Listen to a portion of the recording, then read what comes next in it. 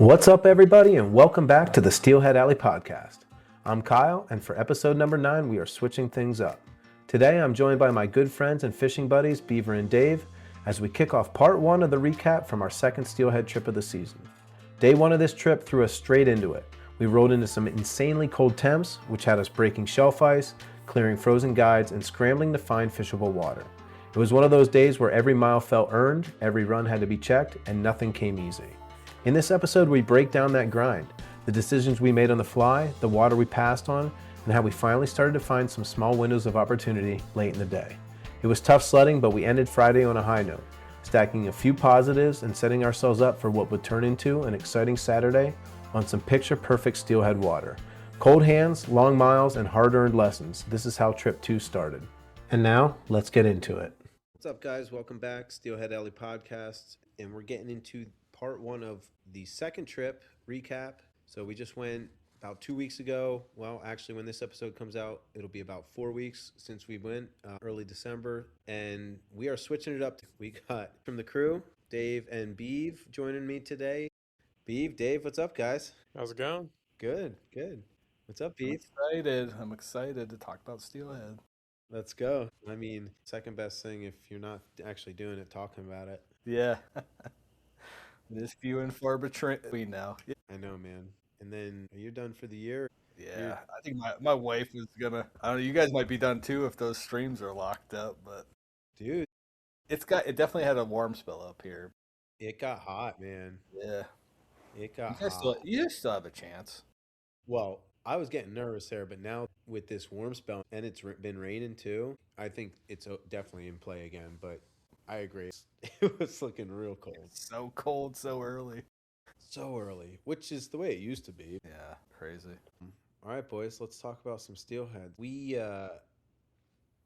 just went on another trip, smaller group, kind of bounced around again, but it was cold. It was cold. Hey, when we pulled in, what was the temperature on the truck? 7 degrees.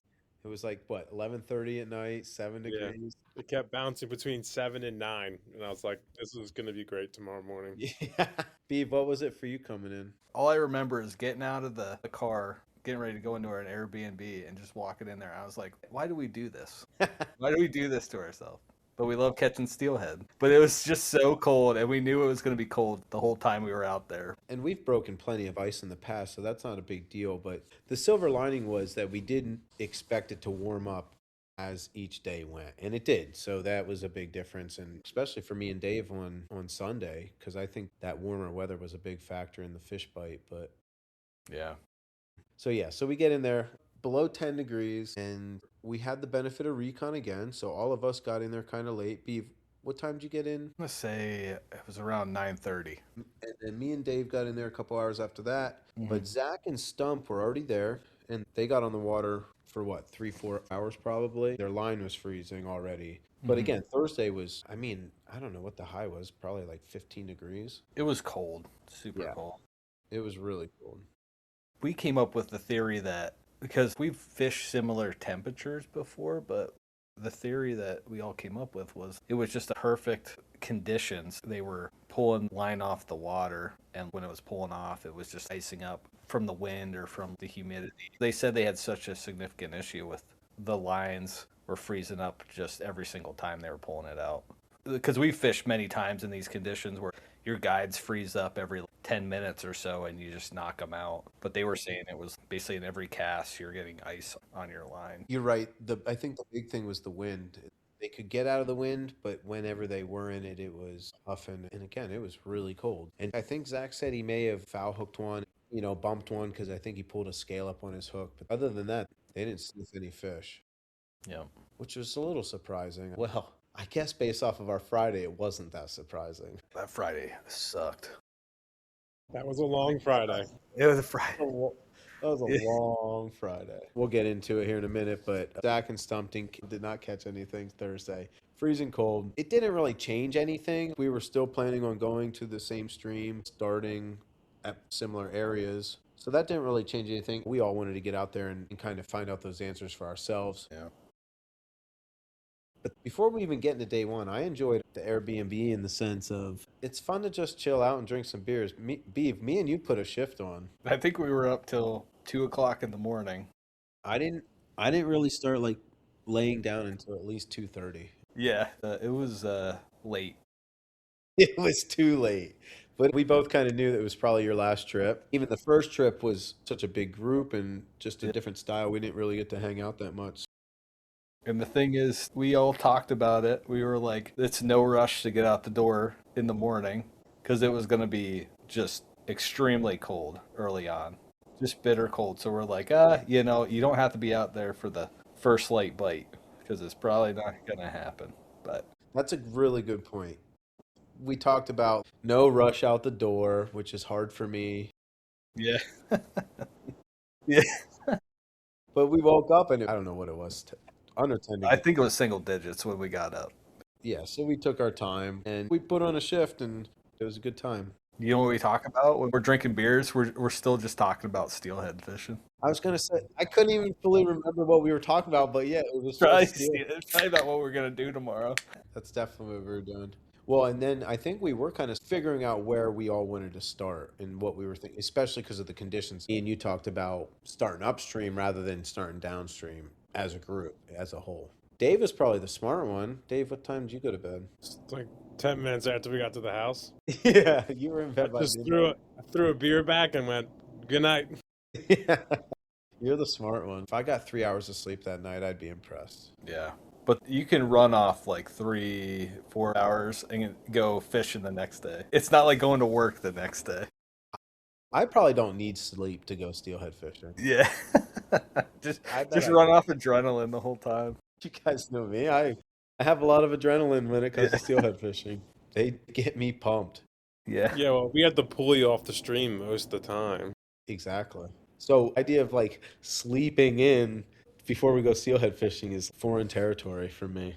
It's even tough saying it. So I think that's why I didn't sleep half the time. But I do like the Airbnbs are fun. We keep talking about it since we've gotten them. What's your guys' perspective on it? I don't know why we did not think about this 5 years ago. Maybe you got to start out with the fishing motels. Just Start at the bottom and work your way 30 up. motels, but yeah, these Airbnbs, they cost about the same amount of money as you'd pay for these like cheap fishing motels, and they're so much better. I mean, heck, we had the hot tub at the not this last one, but the one before it. That was pretty darn nice. That hot tub really spoiled us. Yeah, that That was was awesome. good. That was awesome. Yep. Especially in the dead of winter on your feet and your legs all day. But yeah, you're right. You're right, B. We're not early 30s anymore either. We're all getting close to 40. I So know, like dude. it's starting to hurt more when you're done with these days. Yeah. You're walking close to 10 stream miles. I think on this trip we averaged like 8, according to my watch. Yeah. And that's another point. Just the comfort of the house is really nice. Yeah. And if you go with a lot of guys, the issue with the fishing motels, say you go with like 8 guys, you're going to have 4 rooms, and it's so hard to get everyone in one room to hang out. So that's the big thing with the Airbnbs. You get the nice living room that everyone can hang out at. Yep. Yeah, you can't get that many people. You can barely get 4 people in one of those rooms. Yeah. My favorite part was waking up and just having a cup of coffee already. Yeah. The Just- coffee. The coffee machine. Yeah. Like, Rather than waiting for McDonald's. yeah. And kudos to Zach or Stump, whoever got it. That was good coffee, too. And me being a coffee snob, I rarely say that. Yeah. It was good, though. Not that I need it to feel like a vacation, because I don't, but it feels more like a vacation. Yeah. It's just all around better in every single way. Yep. Yeah, there you go. I can't see a pro to like doing the fishing motel. The cost isn't even. No, it's definitely, no, it's not. I got one pro, and I don't even know if it's a pro. Basically, it's the fact that the only challenge with the Airbnbs is weather dependent. Yeah. You can't fully book it until the last minute. We are not booking these Airbnbs until like 2 days before we're going on these trips. So that is the one challenge, and also the benefit of the motels. It doesn't matter. You just show up and you get there at midnight or whatever it is, and you just book a room. So, but we've made it work. It hasn't really mattered. Yeah. It's a really good point because you never know with like the Great Lakes weather systems. You could be like calling for nothing, and the next thing you know, they're getting a bunch of snow or a bunch of rain within a you know. That lake effect, it's so unpredictable. I'll never forget, Ale, the one time that I was fishing with my dad, and we had a good day on, I think it was Friday, and you're like, what are you going to do about tomorrow? And I was like, go to the same spot. It's going to be good. And you're like, no, they're going to get an inch of rain. I was like, what? They weren't calling for that yesterday. So I look at it, and he was right, and they did get an inch of rain. They got pounded. Yeah, we got blown out. It was basically within a day. They were like, yeah, we're getting an inch of rain. Beav, we have especially talked about this. Dave, we probably have too, but the way a steelhead trip goes almost every time, you either work really hard in the beginning and eventually it pays off, usually, and then you find fish and then kind of end it out on a high note. Or you bang out fish from the beginning, it's hot right from the beginning, and then you're ready to set up the last, let's say, day or half day. Beav, especially Sundays, you're like, we're going to go here, slay them for 4 hours, and then go home. And there's a snow melt, and it went up 30 CFS, and it's chocolate milk, or it rained overnight. How many times has it rained overnight, and you're like, there goes Sunday. Yeah. There it is. Yeah. It's one of those things where there's always at least one day that gets Yeah. effed up by weather. It's crazy, honestly. And I would say that last day getting messed up, it happens a decent bit for us. But I'd say the majority of our trips, we get there and we have to work extremely hard to find fish, or the conditions are slightly off and we're just walking all over trying a bunch of different things. And yeah, like this last trip, which I guess we'll get into here, but you put a bunch of miles in on the first day or two, and yeah, it's crazy. Yeah, dude, I'm with you. Especially the last couple of years, we've just absolutely worked our butts off. Yeah. The three of us will have to recap the Ontario trip in some capacity because we worked really hard on that trip. I wish we would have checked how many miles we walked over those 3 days. Yeah, that was insane. What'd you say, Dave? I was like, can we not do that trip ever again?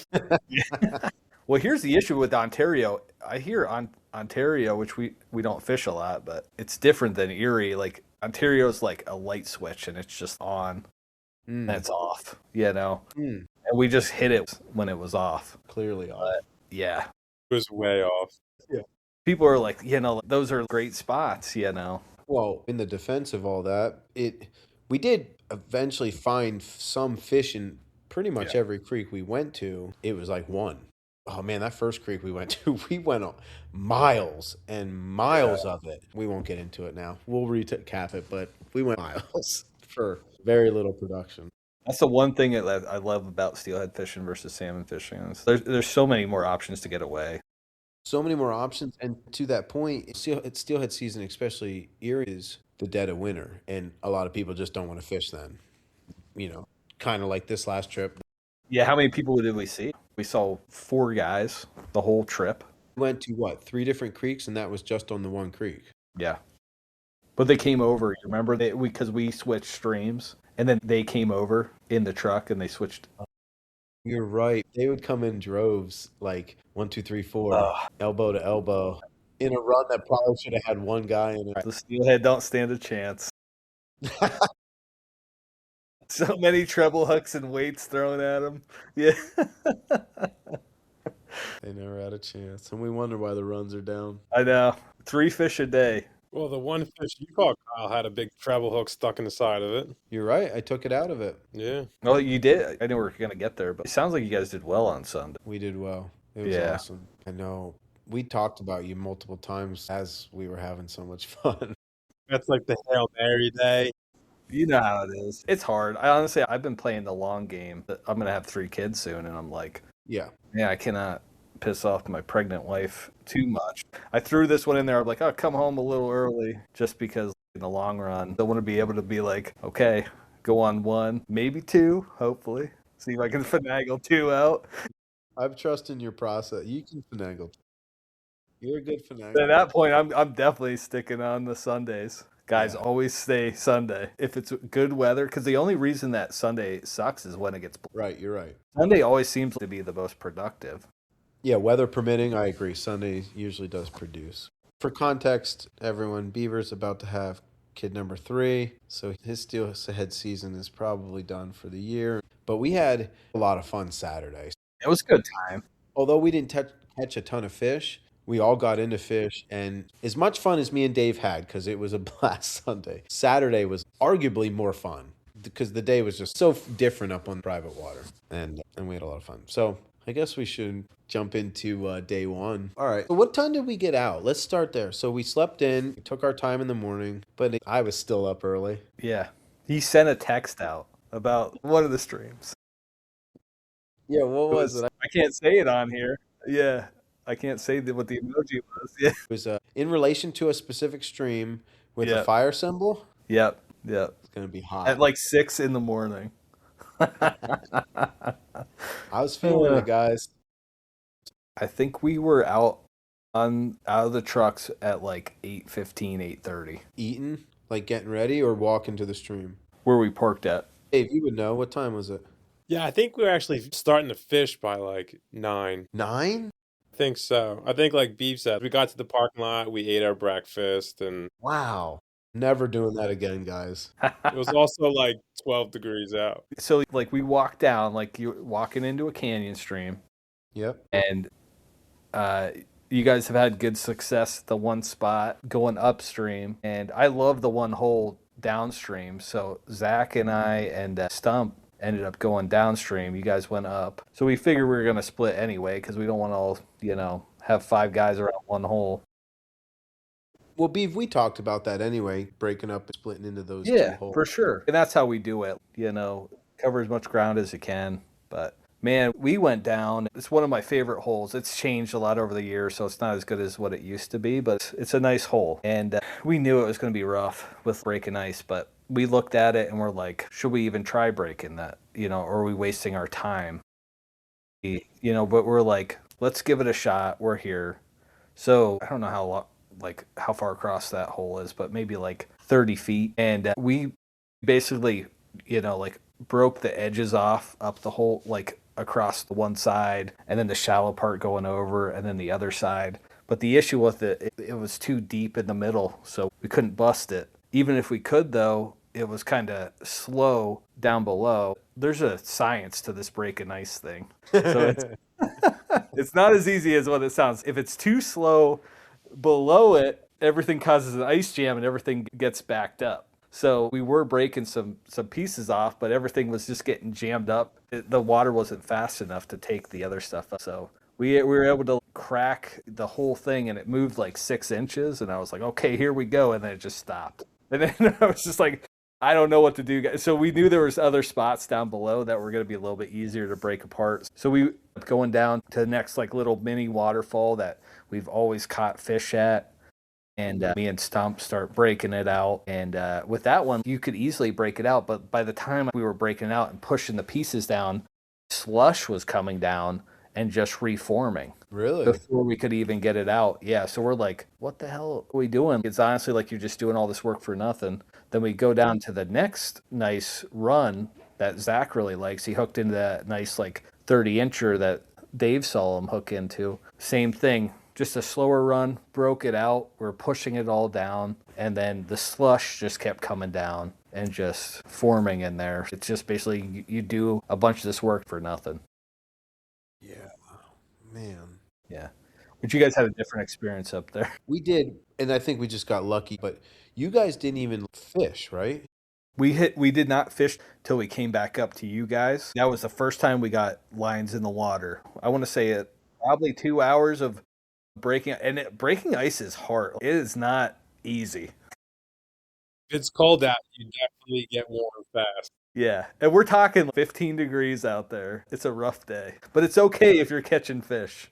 Or for me and Dave, if you can at least see fish, that gets you motivated enough, kind of like what happened to us on Saturday, but it's extremely descriptive about how icy it was. Multiple days of very cold weather. I mean, it still was icier than I expected it to be. It's unfortunate that you guys couldn't get into the one hole because we know there's fish in there. So slightly different experience to start the morning. Right, Dave? Only about half of the pool was frozen over? Yeah, half of the pool was frozen over. So I was breaking the tail off and you were breaking the sides off, trying to work our way up.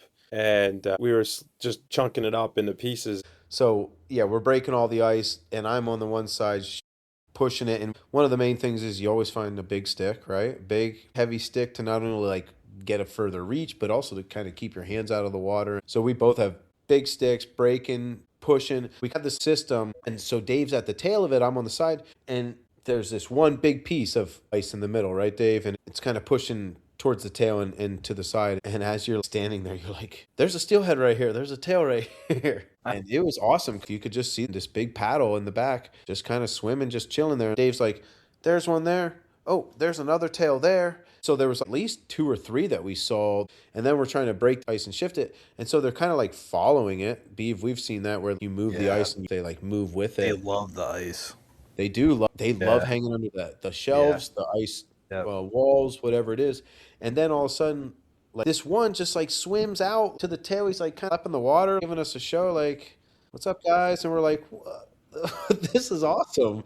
And then he just swims back in. I actually watched that footage right before we jumped on, and I didn't have my polarized lens on my GoPro at the time, but you could still see the fish swimming and coming back in. It was really awesome. So right there, that motivated me and Dave. So we already have a completely different mindset than you guys. We see these fish within 5 minutes of breaking ice, and we're like, oh, yeah.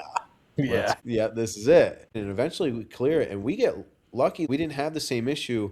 There was slush, but you could work around it. You could fit in between it. It wasn't thick enough where you couldn't at least get a drift. Did your fly sometimes land on some of it and float, and you had to recast? Absolutely, but it wasn't detrimental to getting into fish.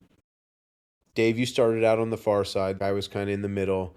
And again, you were able to get drifts. You were breaking, same thing, freezing guides, freezing line. It wasn't terrible. It might have been every 10 to 15 casts or something. Yeah, it wasn't bad. Yeah, I've had heavier, icier lines in the past. They were not biting. We foul hooked a few fish. We had some action, so that was cool. You get a taste. So we had the adrenaline going, but we were just grinding for very little. Yeah. It might just be those freezing cold temps, too. I think it was. They'll eat when it's cold, but not that cold. I think you're right, Beef. Or it has to be that cold. They have to be adjusted to it. Yeah, for that long. It was like a flash freeze. Yeah, that was a significantly newer cold front coming in, so it wasn't like they were used to it. Yeah, there was a couple days of cold weather, but then it dropped significantly more in one day by like 20 degrees, and then it started really icing and stuff. They use the term fish get fronted by weather or weather changes. You know, the bite turns off, right? They're just not active. Yeah. I think that was very much the case. Yeah. But the interesting thing, though, Dave, I'm sure you remember this, there were times the sun was out, it was cold, but there were times where the water got way better. The slush would clear, and you'd be like, oh man, this water's running good. Now's our time. Drifts are much more consistent, getting down quicker. And it was still really, really tough. Again, I think the bite was just turned off, right? Yeah. We knew they were in there, but it didn't matter what pattern we put on or what we changed. They just didn't want it. Yeah. They just didn't want it. You're right. Keep talking about it. The bite was just not on. We fished this water for a while. Beav, you guys came up. And then did you jump right in when you came up? I think I got in there pretty quickly. Yeah. Stump wasn't having it. No. Yeah. Stump didn't fish the whole time. Yeah. He never put a line in the water. Yeah. Did not drop a line in the water. He was not having it, Beav says. No. How long do you think you were fishing it, Beav? I think we fished it good because we knew we were going to have limited opportunities. And it was me, Kyle, and Dave fishing at that point because Stump was basically done and Jack was trying to figure the stuff out with the puppies. A whole nother story. But yeah, I remember multiple times where I would get out because it's really should only be fished by 2 people at one time. And then cycling back in, tying something different on, waiting like 15, 20 minutes while someone else fished and then getting back in. Yeah, that sounds right. Well, especially, and this is something we didn't talk about, but the levels were much lower than our first trip. Yeah. So water was much lower, clearer because of what you were saying. You could only really fish 2 people. When we were there in November, you could fish 3 people, but the water was a lot bigger. There was a lot more water. Yeah. And it was more able to fish.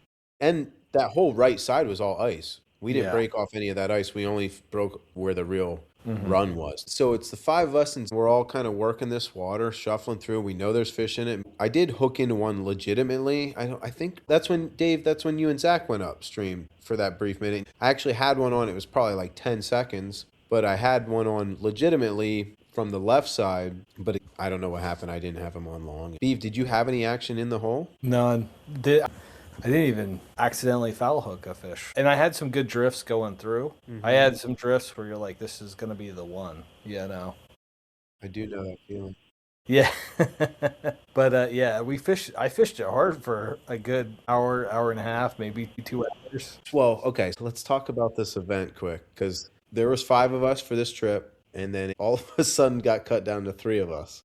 And I'm fishing the one edge, and Stump hasn't put a line in, so he came up and just sat down. Oh, remember, he built himself a seat. Yeah. Yeah, the wood pile seat. Yeah. He thought about building a fire, but he ended up ultimately just building himself a stick seat. In Stump's defense, because he looked around, he was like, there's no good logs for the fire, so he switched back to the chair. Yeah. I don't blame him at all. It was not ideal to just throw a fire out of your ass. And then Zach's on the phone, and he just looks at me and goes, "My dog had puppies." And we're all like, "What?" Yeah. Yeah, my dog had a litter of puppies. So long story short, they had to leave, right? You know, he wanted to make sure to take care of both of his dogs, the mom, the pups. That's a lot of work, you know. Yeah. So unfortunately for Zach, you know, having puppies is awesome, but the downside is you drove 4 or 5 hours up to Steelhead fish, and you broke ice for 2 hours, and then you got to go home. So those guys made the, you know, inevitable decision to call it and left around lunchtime. Yep. Yeah, something like that. Man, That's some bad luck right there. Like, yeah. Definitely you want the puppies, but after driving for like 4.5 hours, renting an Airbnb, and then being like, well, our trip is ending 2 days early. yeah, you're right. I didn't even think about the Airbnb and all that. At the same time, when they were getting ready to leave, I think that kind of prompted us to switch it up, right? Yeah. We worked this water hard. You can only fish one spot for so long. Yeah, after a while, you just move on because you need to change the scenery. And that was the toughest part about this creek was this felt like the one spot that was fishable. We knew there was fish, so we worked it for hours and then ultimately decided to switch it up and go to find different water, potentially water that wasn't as frozen. So we packed up. Did we eat lunch at the truck first? Ate on the way, I think. No, we ate at the back of the truck because you took a picture of us drinking beers. Yeah. Yeah, I thought Yeah. we chilled out for a little bit because there wasn't a huge hurry. Yeah. Yep. Okay. That's right. And after grinding for that many hours, Why not? yeah, it was time for a beer. That's why you pack a lot of beers on those days. Yes. Tasty, hazy. All right, so we switch streams, start the drive, go upstream a little bit, right? There's a couple different entrances. What'd you guys think about when we got there? I didn't know what spot you guys were looking for initially, but yeah, if there's guys, you know, sitting there, figured it's probably a decent spot. Yeah. Honestly, with that stream, I hadn't fished it much. I don't know. I was okay with like exploring it a bit, but And it was tough because the water was low. yeah, it was. It's lower than I thought it was going to be. There was only really one lane, and then the couple of guys, when we first got in there, were there, and then that was a different group. I'm not sure.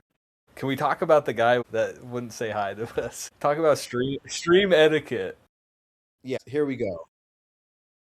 So we're walking into this stream, so we're backtracking a little bit, and there's a guy walking back, no rod in his hand, he's got waders on, Beeves behind us, and me and Dave were like, "Hey, how's it going?" And he just stonewalls you, like, and we're both like, "What the hell is that?" Like, Not going too well. didn't even acknowledge us. And we were like a foot from him. Yeah. Walks right by us. And he did the same thing to you, right, Pete? Yeah, I was a little bit further behind you guys. I didn't hear you guys say hi, so I said, "Hey, how's it going?" And he just did the same thing. Just acted like I wasn't there. Basically, just walked right by. I'm like, all right, just a goofy dude. It was weird. If you get to a spot and you see somebody, you're like, oh, dang it, you know. But you're still nice to the person. Say hello, how you doing, type thing. You're not just being like, oh, this is my stream. Yeah, it was crazy. But those guys were catching some fish, right? They did. They had some on the stringer. Actually, they were netting one when we got there. Dude, they had at least Yeah. 3 on that stringer. Yeah. 2 bigger ones and 1 smaller one. Yeah. So they were probably getting stringer number 2 out. It was low too, and like that must have been the spot because we were walking down the rest of the way to the mouth, Yep. and like, we didn't see anything, and you could spot them. You know, if they were in there, you would be able to spot them. There was that one hole that we didn't break the ice out of, like halfway, and then sure enough, that group of 4 guys did break it. We don't know how they did. That was impressive. Yeah, That Yeah. was impressive. they left that early though, Ale. Yeah. They ended up coming to the mouth of the next stream over. You're right. If they were getting into the fish, which that was a really nice hole, but I was thinking if they were getting into fish, I wouldn't see them leaving that quickly. You know. That's a good point. Yeah, you're right. Yeah. It did look like there should have been fish there, though. But yeah, man, that was impressive. Because we looked at it. So we're walking, making our way downstream. Water's low, so there's not a ton of water. When me, Dave, and Stump were there last winter, and that was our first time there, Yeah. the water was much higher and there was a lot more fish. So Yeah. the way it was, 2 guys fishing each side of it. So we saw them. They had that hole taken, so we kept going. And then we get to this run, and we looked at this run with this ice on it, and we thought about it for a second. We're like, there's probably fish in here. There's no way. Yeah, I'm still impressed they got that out, and I don't know how, unless they do something we didn't know about the depth of it, but it looked pretty deep. Good point. Maybe they did. Because it was green. It was hard to see through. It looked like stuff I'd be nervous about, stepping out on the middle there. Yeah, I agree. And then we kept going. So we started making our way downstream further. Dave, was that run on your mind? Yeah, there was one particular spot I really wanted to get to because I knew where we were heading. Man, once we got there, it's like total change from the last time we were there. And then the big ice cubes that were coming down, it felt like a fish was hitting your line every time you hit one of them. Yeah. I forgot about that. Yeah, just like a 20-pound block of ice just slams you in the leg. You're like, oh. Well, that run wasn't as good of a holding spot as it was before, and we fished it for a while. There just didn't seem like there was any fish through that section. I thought there would be more fish, and I thought the water would be better. I thought it would be running better. I thought it would be less frozen. Maybe it was because of how low it was, but there was a lot more frozen sections than I expected. It was just as frozen as the first stream we were on. Yeah. Yeah, and then I thought being so close to the mouth, that hole, I thought it was just going to be like packed. Yeah, true. Nobody was there, and I was like, oh man, this day is saved. Yeah. And we started fishing it, and I was like, this day is just continuing. We're still going. Still doing it. There was one dude way down at the mouth fishing by himself because I got to that run first, and I'm looking around. I'm like, I can't believe no one's here. This is crazy. Same thought as you, Dave. So, yeah, and then I'm fishing it, and then you guys come down, and we're all fishing it, and then I moved downstream, fished a little bit more. It just felt like fish weren't there. It was weird. Yeah. Yep. Like you said, Dave, the mouth is right there. You just expected fish to be there, even with lower water. So the day was just tough, and it just kept adding up. Man, every year we're like, this is one of the toughest trips we've ever been on. Yeah, and then it just keeps going. Yeah, it does. Then we left that and went to the next stream. Yeah, which actually was the best part of the day, really, in the sense of, one, the water was the best, but because the water was the best, it gave us that confidence about day 2, and we went and got permission for day 2. So that was a nice little perk. So then in our minds, we're like, all right, let's go back a little early. We worked our way back up the stream, right? We worked our way back up. Maybe those guys had left that last hour. Maybe people got bored. So we're like, we'll walk back up as we're heading to the car. There were still those same guys, and Mr. Grumpy was there now. The weird guy was there too. Yeah. Yeah, he Mr. hopped Grumpy, in there. Yeah. And he was Yeah. fishing too. So he got a rod from somewhere because he didn't have a rod when we saw him. Still looked grumpy as hell. So then once we knew people were still there, we're like, all right, let's just beeline it to the truck and let's go to this other stream. And I did that, and the water looked great. I was surprised. What'd you guys think when you saw it? Yeah, I mean, the crazy thing about it was the stream we started on, the stream just north of it, and then we skipped over that stream and went to the next stream down, and they were both super icy, and then the stream in the middle was the best one.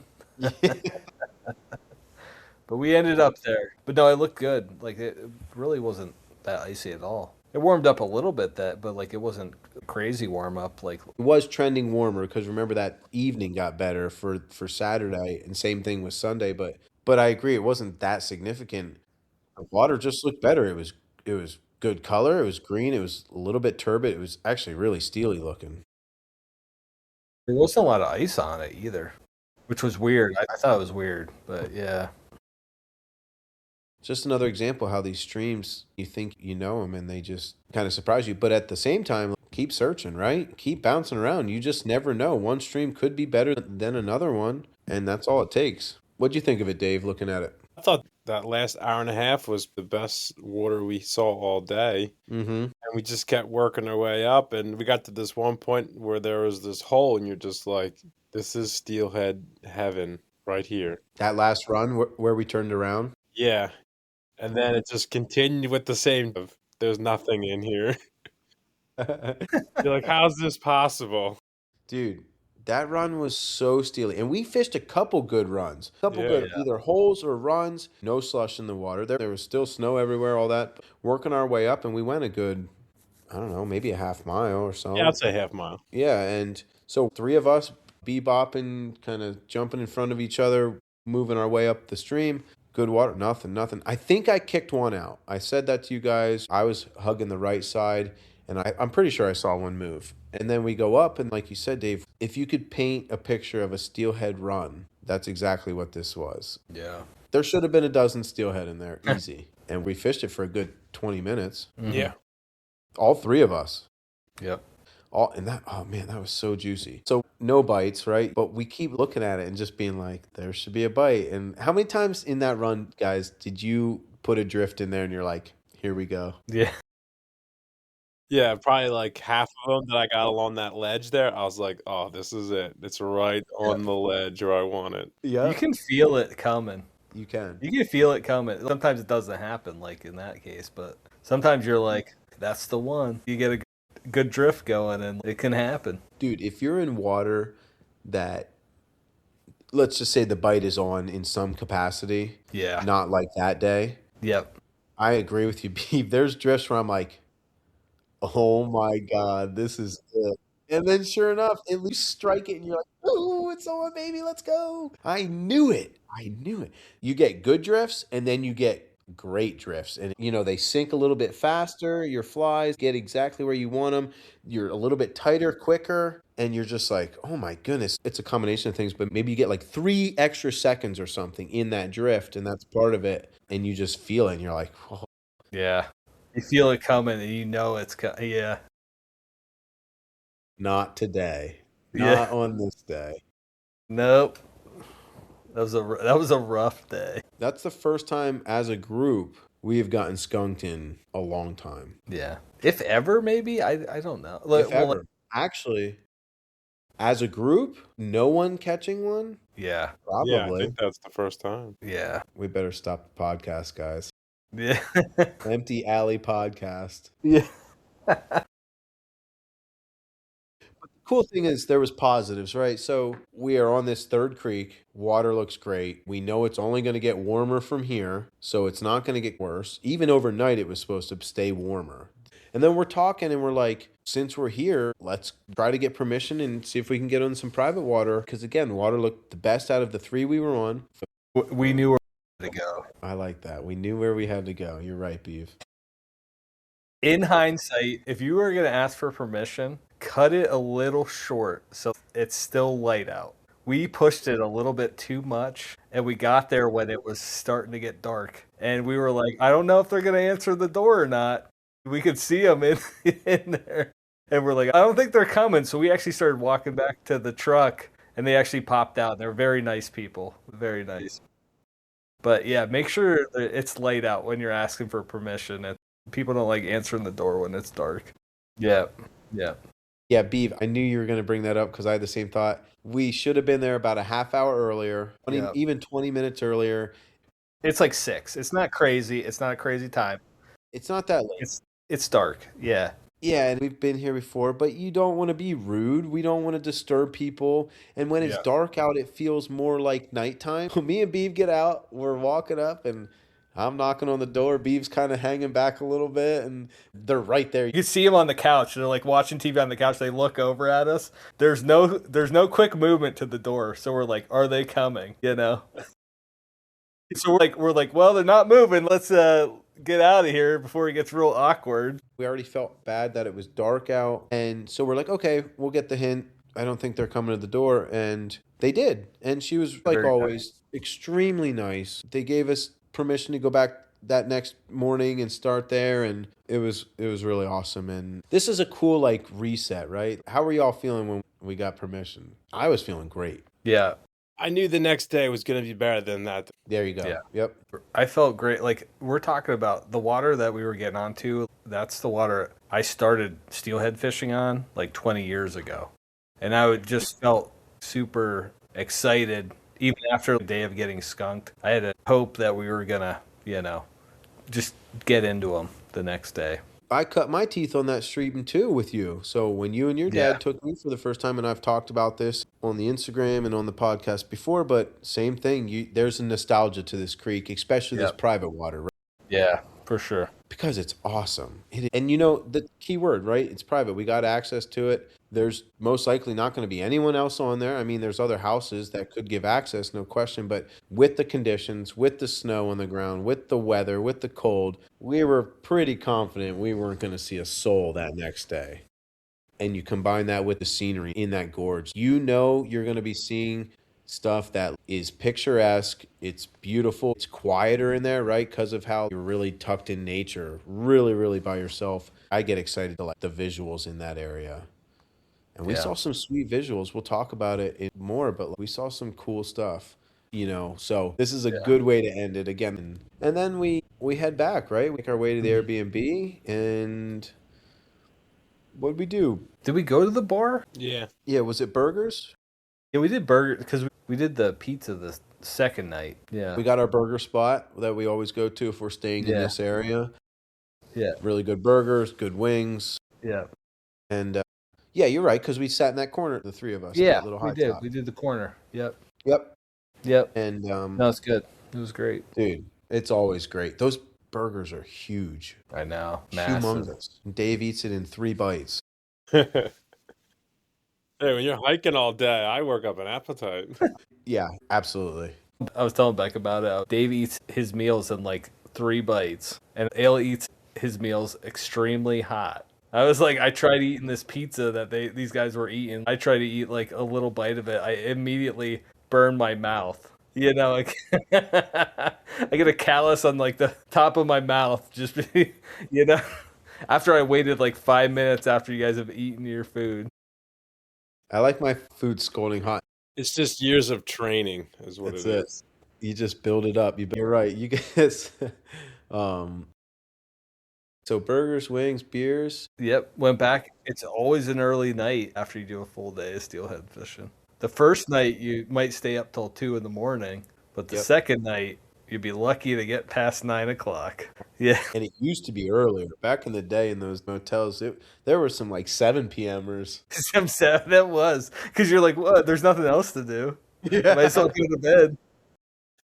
So yeah, I think that was probably about it. 8:30, 9 p.m. might have been that number, when we were all beat. Yeah. And excited, right? Our plan was to get to the water at a good time. But yeah, so didn't make it long. Couple more beers, right? Just kind of chit-chatting, reminiscing, doing even more planning for the next day at that point. Oh, I did want to mention this. So something that did help, this is just backtracking real quick. Prior to Friday morning, at the house, I had done that Stanley's Ice-Off paste by Loon and greased my leader and my line. And I thought that actually worked for a while. And I didn't do it again. I should have. But just something that I wanted to mention, like chapstick or Vaseline. Again, there's this Stanley's Ice-Off paste. And if you grease your line and kind of prep it, and I even did my guides a little bit too on the inside.